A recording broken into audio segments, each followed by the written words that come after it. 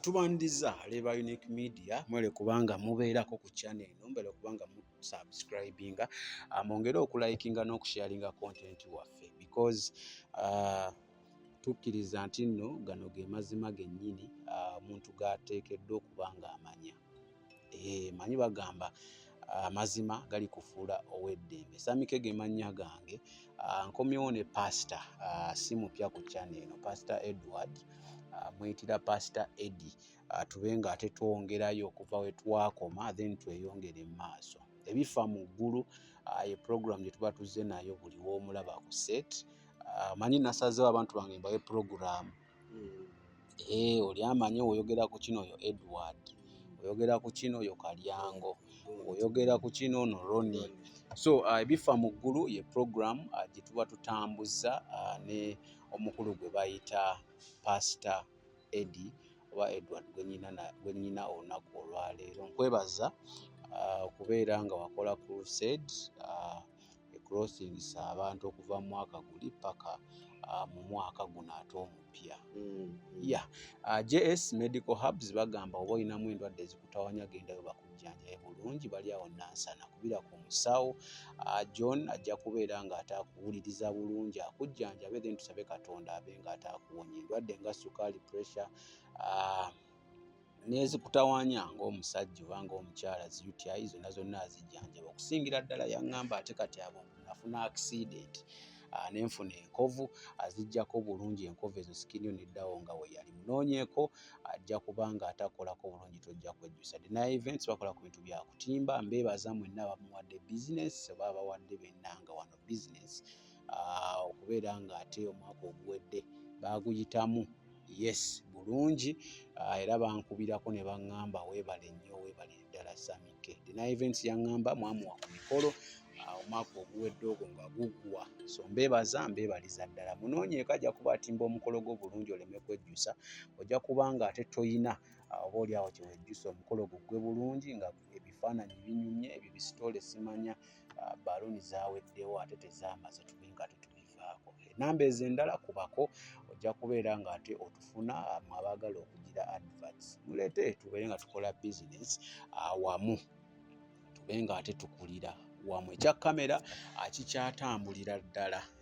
Twetaaga okufuna kamera eyaffe, twetaaga okufuna ebintu ebikozesebwa nga byaffe okulaba nga tutambuza emirimu gya Katonda bulungi nnyo nnyini ddala. So tunoonyaako oba olina kyonna ky'oyagala okubeera nga ate otuwa, tujja tweyanziriza nnyo ddala.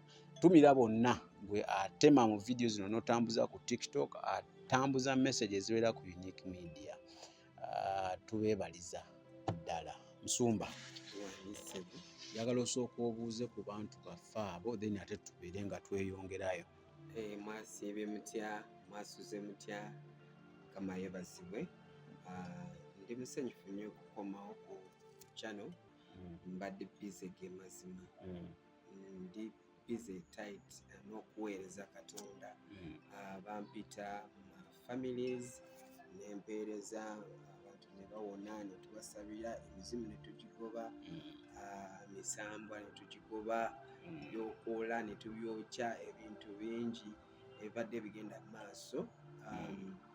Mwanyaniriza abamu mubeere ebweru ne musindika mu families gammwe ne tusaba embeera neetereera.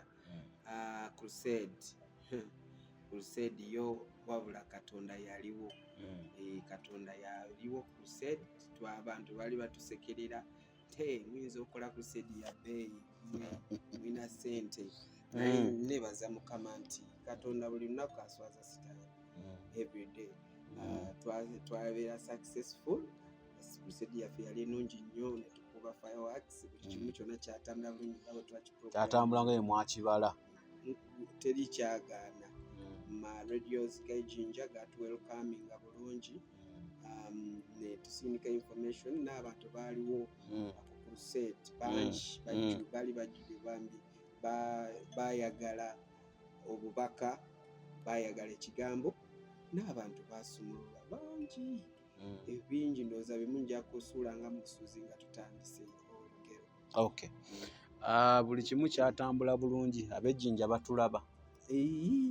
Waliwo yankubira ku project ngamba Pastor Edward nkulaba kuva kaliro ngamba ku unique media Ebifa mugulu nkumanyi naye nange njagala kunsabira so munfudde bize kusoma ku masimu naye ate nga nina okolayo kasimu kubanga sagala abeera nga musabiriza naye era munfula bize naye era mbalansinga nenjogera kubanga era olina obibalansinga balansinga emirimu gya Katonda n'okukola at the end of the day tukyali mu mubiri era ebyetaago bijja kujja so oba okikola bulungi n'oba nga ate tosabiriza bano obeera ate bitambula bulungi era mbasaba ssente mba mukambwe era Katonda aŋŋamba nti saba ssente za crusade ondaba nga ndi mukambwe ziba za crusade omanyi challenge abaweereza ba Katonda gye basinga okuba nayo abantu bano bwe bawuliriza omuntu obubaka ne babwagala baba baagala bataapingeko mu mafuta ag'omusajja wa Katonda omukyala wa Katonda alina abali atudde wano kakati olw'okubanga balaga obwagazi bungi olumu eri abasajja ba Katonda bano olumu babeera tempted ogenda olya musajja wa Katonda yakoze kino ogamba ate nga nali sikimulabamu so naye obeera nga okimanyi nti olina okukola then nga woweereza emirimu gya Katonda kiba kirungi kuba waliwo bapasita benyinza okwebuuza mu ggwanga lino nti akola mulimu ki nga togumanyi ogamba kakati kitambula kitya si gamba nti nvuma abapasita obanjerega siina gwe nkubye naye pasita yenna nga takola nga si muyiya nga tali creative oba nga teyeeterako emirimu mwaka ku mwaka abeera ku level y'emu teyeeyongerako ate n'abaana be babeera mu mbeera nga si nnungi ate sitaani atera kubakuba nnyo pasita bw'obanga olina ministry nga Mukama alina byakuwadde basajja abamaanyi ba bishopu ani Kiganda bishopu bajamada bani bonna olaba nga balina zi project bakola pasita ono wa miracle naye alina projects olaba atandise n'okuyamba abantu beeyo so okukola Katonda bw'aba akuyise okuweereza olina okubeera example kubanga lwaki nange abantu bange bonna abatalina emirimu mbasabira ne mbagamba nkusabidde tandika omulimu olaba ne juzi waliwo gye nakwata $5,000 ne mugamba genda okole tandika akadaala koona kantu koona k'otandikirako lwaki I encourage someone to work lwaki nti kirina mu Bayibuli atakole n'okulya taalinga so ne wano we tuba tuli wano tutudde wano ku channel tolowooza nti wakuba tuweereza Katonda nti Samike alina okusula enjala Samike naye alina ebirala byakola ne channel wano wakola ki wekola nga TV wegenda maaso singa yali akole kino kyokka singa ne za data talina singa kwegamba ng'olaba Samike yeeyiya ali mufa abasumba jamu ku channel naye leetayo $50,000 naye ekyo kyo Mukama akyannyambye kiraba siina era tewali ayinza kugamba nti Samike oyo yali yandeeta ku channel yansaba zino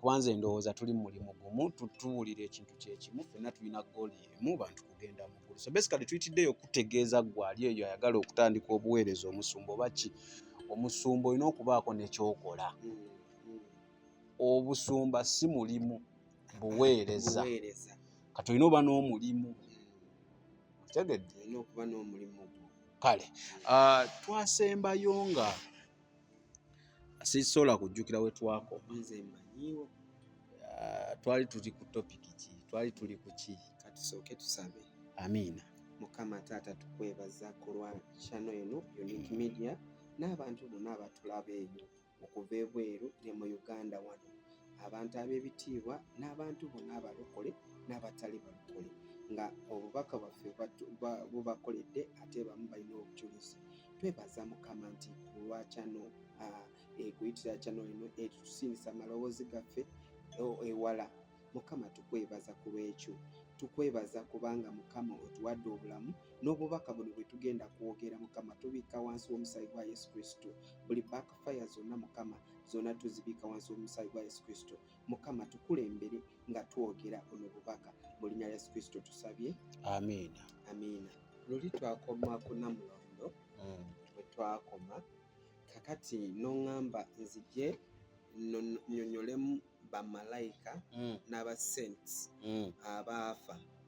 Ya kakati eno mboozi y'eggulu eri mpanvu nnyo kubanga tulina bye twabuuka, ojjukira bulungi, twabuuka sectors nyingi ate nga za mugaso, abantu nga babanja Namulondo. Ate na Namulondo naye twagigenda buziba, twayogera justice, twakuba kifaananyi, painted a picture. Yes, twakuba bukubi kifaananyi. Naye leero nzize kwogera ku omusajja ow'amaanyi omutuukirivu, malayika bamuyita Michael. Leero tuli ku Michael ne Lucifer. Michael and Lucifer. Kubanga Lucifer naye yali malayika. Kati Michael ye malayika ono ye general. Ya kati malayika Michael ono tuli ku Namulondo nga tuvuunama, kusinziira story wali we twakoma, wajja malayika Michael n'ayimirira ku mukono gwange guno ne mukwano gwange n'ayimirira ku mukono guno. Kati ne tuvaawo ne banzijjawo. Kale ebisinga sibyogedde, naye obubaka nze nga mbagamba bye bampeera, mission gye bantwalira mu ggulu yali y'okukola crusade. Of course twakakolako emu, okuzzaamu makyaki amaanyi n'okubeera nga nsabira abantu n'okukola kwegamba okununula emyoyo okuva mu kizikiza. Mission yali esooka, then n'ebirala. Bwe twagenda ne tuvaawo awo ne banzijjayo eyo mu nsi eyo gye twalimu eya Namulondo, eri nsi nene. Kati malayika Michael ono gwenjogera naye, gwe mbagambako, ye kamanda. Michael ye kamanda mu ggulu lyonna. Bamuyita the warrior. Okay. Ye the warrior. Malayika Michael ye malayika akulembera entalo zonna wano mu nsi eno yaffe gye tulimu, ensi y'emyoyo ne kuzimu ne mugeyeena. Malayika Michael avunaanyizibwa buli kimu. Kakati tumuyite ye prime minister w'eggulu, malayika Michael. Kati nsoose kubanyonyola Michael kyali. Oyo malayika Michael.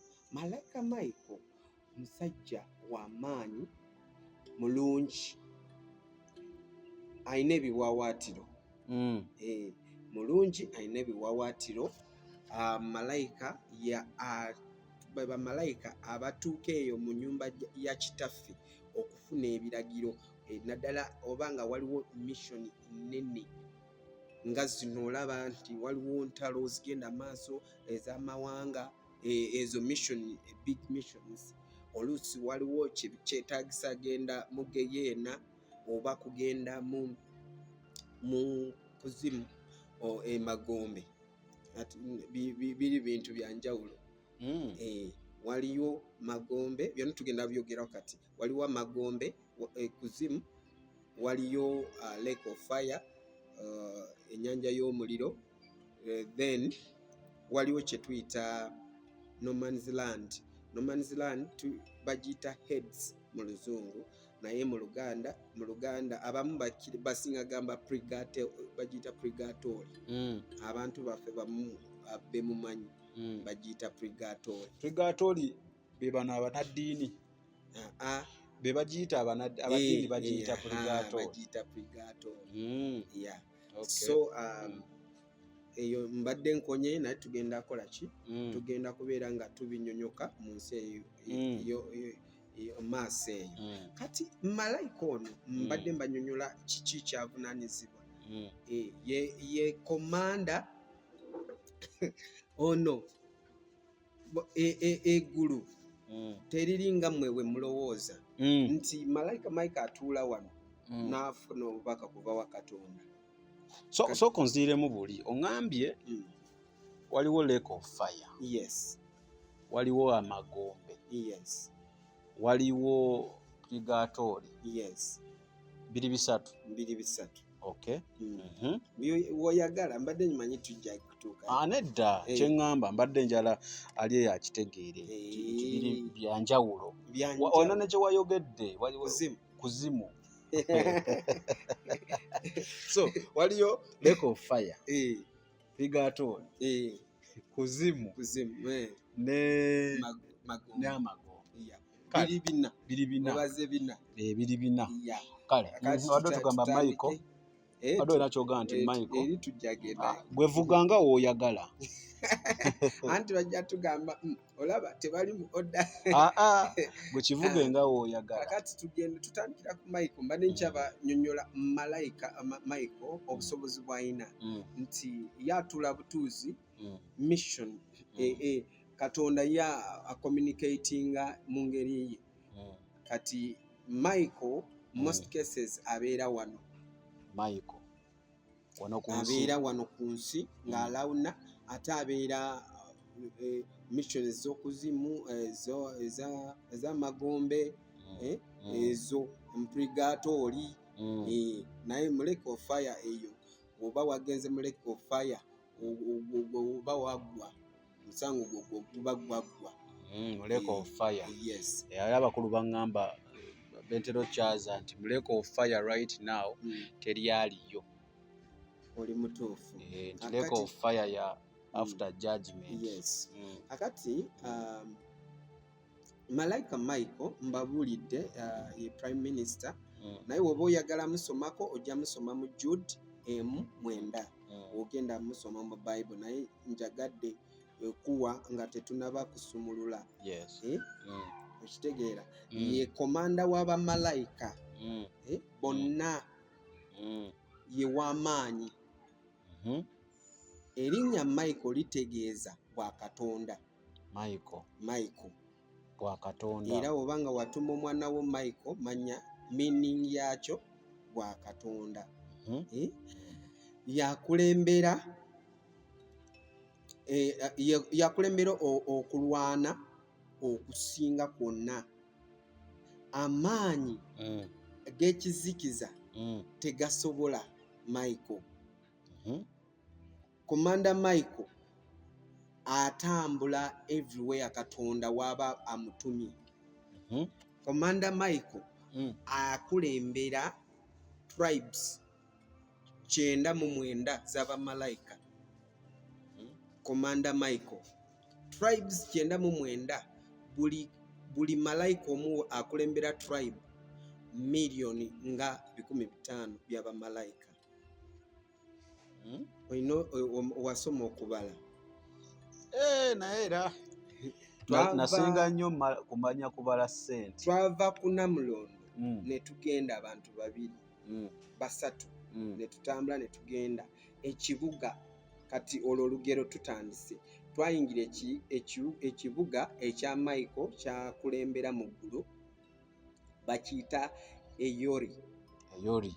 Ekibuga Yori kyetutandiseeko kati era mbadde mbanyonnyola nti komando Michael akulembera tribes z'abamalayika 99. Kitegeeza ye wa 10 ye komanda naye ne mbagamba buli komanda mu bano 99 ayina abamalayika abalala bali behind tribe eyo nga bilioni 15,000 each buli omu. Okay. So Malayika Michael yes akulembera tribes 99 ye yandibadde ow'ekikumi. Yes. Kati 99 naye buli tribe erina amalayika emabega nga meka bilioni 5. Okay. Yeah. So eyo nsi bagiyita kiri kibuga bakiyita Eyore. Bakiyita Eyore. Ekibuga weekyo bakiyita. Kati twagenda n'omukwano gwange ne tutambula ne tugenda olindeko tulabe akabwa kano. Embwa ebadde ki?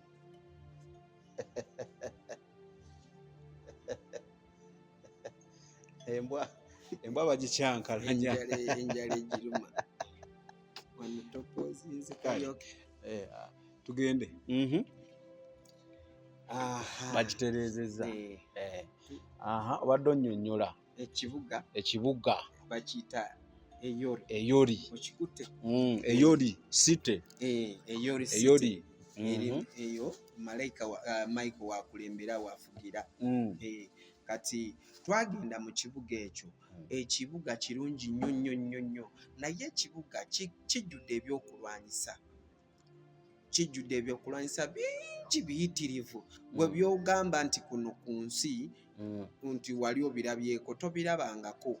Ebibuga ebiri ebyokulwanyisa ebiri mu kibuga eyori bingi. Waliwo ebinene, kimu kituula mayiro ne mayiro, ekizinga kimu. Mulimu pipa ez'emiriro, mulimu epipa zino zinamuziga. Kitegeera. Malayika Michael lumu, by the way, waliwo story story nti bana ba Isiraeli bali tebali ready, abalabe baabwe ne babalumba nti drum ze bomu zava waggulu zitopedo ne zikuba abalabe baabwe. So ye ono Malayika Michael ye highest ranked army mugulu. Yasalawo ebisinga eby'entalo. Michael ono ne tugenda bwe twagenda n'omukulu wa mukwano gwange ono ne batulambuza tribes 99 naye olw'obudde amanya tuyinza okutwala budde bungi. Kale atukyusizzaako ku location. Embwa etugobye wali like yebadde nannyiniwo setugobye ne tugala tukyuseko ku location, otherwise tujja malako nayo sauti nnene. Tubadde tukyali ne Pastor Eddie ng'atunnyonnyola ku Malayika Michael. Otugebe Malayika Michael mu Luganda ye obusobozi. Erinnya litegeeza obwakatonda. Erinnya Michael kitegeeza obwakatonda. Okay, kitegeeza obwakatonda. Era ng'atunnyonnyola mu byanyumira gambye era mu ggulu waliyo lake of fire. Asi mu ggulu. Embwa teba mu ggulu. Ebawa. Byonna biri mu ggulu. Biri mu nsi y'omwoyo. Leka tonkubi. Biri mu nsi y'omwoyo. Waliyo lake of fire. Waliyo of course waliyo eggulu abeesiimu gye banaalaga. Naye era waliyo lake of fire. Purgatory. Waliyo kwazimu. Kuzimu. Then ekyokuna kibadde n'amagombo. Ng'ebyo byonna byanjawulo. Naye byo tujja binnyonnyola dda nga tumaze message eno tubiyiseemu. Wadde okyali ku Michael mugambe era Michael entuula entebe ye eri awo mu bbanga. Entebe ya Michael eri mu bbanga. Ale teyina kyetuddeko mbwa oba baateekayo ekintu eri awo eseeyeeyezaawo mu bbanga ng'entebe ya mukulu Katonda waffe naye eri mu bbanga. Biri bye nali mbanyonnyola naye mu bbanga nga waliwo ate ennyanja endabirwamu. Ate kyewuunyisa ennyanja y'endabirwamu wansi wano w'osanga abo bakerubi nga bali awo wansi mu maaso g'entebe. Okitegeera? Kitegeeza nnyanja tekulukuta wonna. Erina okubeera buli kimu mu ggulu we kirina okubeera we kirina okukola ki? Okubeera. Ebintu by'eggulu bimaze millions ne billions z'emyaka. Tolowooza nti bino bye twogera bya jjojuuzi nedda oba myaka 20,000 nedda. Bino bintu bye twogera bya millions ne millions z'emyaka. Ne Michael ono gwe twogerako tetumanyi bukulu bwe. Michael. Kubanga Katonda wa existinga kitegeeza ne Michael yatandikira kola ki? Okweexistinga. So bintu bye twogera oluusi mubizannyiramu ne mumanya nti Pastor Edward byayogedde si bya mbu. Kino tusima ekintu ekiri buziba ekyama ekyekwekwa ebyo Katonda abatulaga ebintu ebiri buziba ebisukulumye ku ntegeera z'abantu abamu. Malayika Michael entebe ye tugibagambye weeri kati era waatuula era tumussaamu ekitiibwa era munaye mu teritole ye era wabeera eri wa Katonda eri mu nnyumba ya kitange eri wali taata era ffenna tuba tuvunama muggulu buli kintu kyonna kigendera ku mitendera. Bwe mbanga nina okuwaasa Mika ekitiibwa mba nina okukola ki seetaaga kwekaaka oba kirowooza kyekola kyokka kiri automatically system y'eggulu bwetyo bweri. So ne twatuuka eri mbanyonyodde ebibinja byakulembera n'ennamba osobola kukolamu calculation n'olaba kakati Malayika Michael ono yavunaanyizibwa amawanga gonna, ekyo tukyogeddeko. Bw'obanga oyagala kusoma Malayika Michael mu Bayibuli aze nga apyaringa mirundi mingi nnyo, si gumu si ebiri. Of course nze sibinootinze naye olumu tebamulaga nti ye malayika ki Michael, ye malayika atambula na buli kimu, ye malayika atambula n'omuliro, ye malayika yayogeranga ne Musa. Kati mwe mulowooza Katonda yayogera ne Musa, Katonda atuula wano, Michael ng'ali eri ne Musa, Katonda wayogera nga Michael ng'ayogera. So Michael olumu abeera vessel. Of course ali vessel ya Katonda. Abeera vessel ya Katonda. Katonda aba ayogera eddoboozi lisoofulumira mu yayogera. Michael aba ayogera naawe Katonda aba akola ki? Ayogera. Era Michael okumanya Lucy ajjira mu forms nyingi, luno yajja mu fomu y'omuliro. Kati Musa alabo wano yamugambira jamu engatto oli mu kifo kitukuvu. Jamu ngatto mangu yali aleeta obugate bucaafu amugamba jamu engatto nga bujjudde ebigundi bye mu kifo kitukuvu. Jamu ki engatto nazijjamu, okitegeera. Kakati ye Malayika Michael teyeetagisa kukuwa byokulwanyisa, already ebyokulwanyisa obirina, naye yeetaaga okuwa ebiragiro ebisobola akozesa oba ku reactivating ebyokulwanyisa byokoze eki byoyina. Malayika Michael talekerera buli muntu yenna, naye ekisinga obubi abantu bamu basinza Malayika Michael ng'abazungu, bo bamusinza nga Katonda kikyamu. Kubanga waliwo abamu bamukuba ebifaananyi, era waliwo ebifaananyi byolaba mu bibuga eyo nga bagamba ekibuga kya St. Michael, naye nga si kirungi. Oba ovodde Katonda, oba olina okusinza Katonda. Ekitegeeza ebintu by'okusinza abantu tebiri wano Uganda wokka. Ebintu by'okusinza abantu biri wantu wonna, kubanga wala ebintu byentunuulira neŋŋaana ebino ebintu bijja bitya okubeerawo. Walabye documentary ya TB Joshua omugenzi gwe bagambye nti eya BBC gye baafulumizza, gyali mulamu. Abaana boogera ebintu byalyanga abakola. Tugamba ne Katonda omusajja gwe twali tulaba ng'owa Katonda bintu yabikola. Abantu bano yabateekangamu ki okukola bino bye boogera? You listen to them n'ogamba naye omuntu wa Katonda. N'omuntu atali wa Katonda neweebuuza omuntu yenna atamanyi Katonda asobola okukola abantu omusajja ono bye yabakola? Kambabuulire ekintu kimu. Kiva ku ki? Kiva ku muntu. Abantu mwava Katonda nga mudda kusinza omuntu. Kati bw'otandika kusinza omuntu, ebivaamu omuntu kyakulagira kyokola ki? Kyokola. Munansonyi olugalo lwange lwafunyemu obuzibu. Era GS mumpeeko ssente ng'empitireyoko bakujjanjabe. Owa GS akulabye ajja kukubira akasimu agambe jangu tukujjanjabe. Kubanga nalabye documentary atannagiraba asobola okugenda n'aginoonyaako ku BBC. Ndowooza yafulumye ennaku nga ziizi emabega.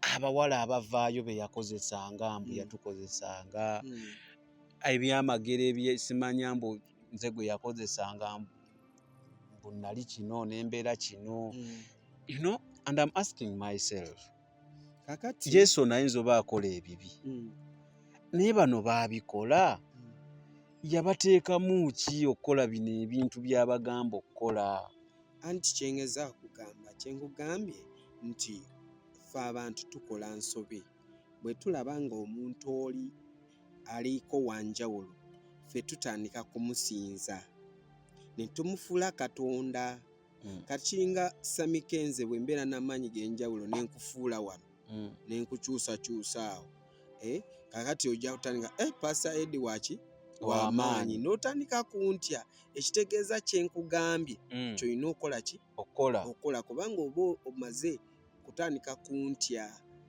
You understand? So ekintu ekyo si birungi. Ekintu ekyo nga bw'okitunuulira nti abantu kutandika kusinza abantu batandika kutya mbu lwakuba oli muntu asuukulumye. Bateekawo embeera alinga yalina okwogera ne Katonda gwe tosobola. Olina yita mu ye. Era bannange nkiddamu bendeeta ku channel eno gwe wojja n'onsaba ennamba nenjikuwa ne mukwatagana byammwe Unique Media tebiriimu program zammwe ze mukola eyo teziriimu kubanga ate ne wano nkiraba e Uganda n'otuuka mu kyaki nga tuli ku bigobero bya pasita takola nsobi pasita wala n'agamba omuntu naye pasita nedda. Anyway obadde okyeyongera naye tugenda tukyali ku Michael. Michael ono musajja ajjudde bulungi kubanga abamalayika baba mu fomu y'abasajja oluzo basobola bamu kubeera mu fomu z'abakazi naye bo tebalinga abantu. Yes. Tebalinga abantu basobola ofuuka. Kakati mbadde mbanyumiza ebyokulwanyisa ebiri mu ggulu mwe wano ku nsi tewaliiwo kiriwo. Tewaliiwo kiriwo. Wano tuli mu muzannyo. Wano muli mu byammwe. Eggulu lirina kyokulwanyisa ekimalawo omuntu n'otalabawo n'akagumba. Okitegeera? Kati bino bye bakopa tubayite oba ba Illuminati oba tubayite ba agenti ba sitaani bino by'owulira nti bomu ze bakoze tebagala ezo zisaanyawo buli kantu akalamu. So ebyokulwanyisa ebiri mu ggulu bye banaamuza bwe bito bwe bifaanana. Kakati gwe buli bw'oyita omuliro tolowooza nti okuggyako ng'oguyise nga toli serious naye buli bw'oyita omuliro kuva mu ggulu guba muliro. Guba muliro kubanga gwe oli mu nsi y'omubiri oba tomanyi ebiri olutalo olugenda mu nsi y'omwoyo. Gwe kuwulira nti oli bubi mu nsi y'omwoyo omubiri gwe ogulaba nga guli affected. Owulira ndi mulwadde oba ndiki oba ndi paralyzed oba ndiki awo otegeera nti ndiki ndiko obuzibu mu nsi y'omwoyo oba nakola ki nawambibwa. Naye era Mukama w'aba awonya nga bino byolaba tusabira abantu ne bawona nga juzi twasabi na omwana yajja ku crusade nga mukono baguloga nga bagusibidde wano nga mukadde agamba gwakamulyako miliyoni emu mu kyalo. Kakati bwe nayogera ekigambo ne ngamba mwana gwe wonyezebwa ye mwana yali talina okukkiriza kubanga yali amanyi omukono gumuluma ate gwalemerayo. Kakati nze nakwata omukono byampaka ne nguusa wansi ate ne gugendayo ate obulumi ne bugenderawo. So wabaawo ebintu bimu ebibaawo mu nsi y'omwoyo nga gwe naawe kennyini pasita totegedde kibaddewo kitya naye ng'olaba kikoleddwa ate gwe noweewanika n'olinnya kwegamba ne weefuula. Olaba njagala nnyo abapasita n'oba oli eyo gwasaba kimu ne kiba owonya okola ki njagala nnyo ojjukiza abantu buli kaseera nti bannange wadde emponya wadde nsaba naye sinza awonya. Abantu bajjukize nti Katonda y'awonya si ggwe.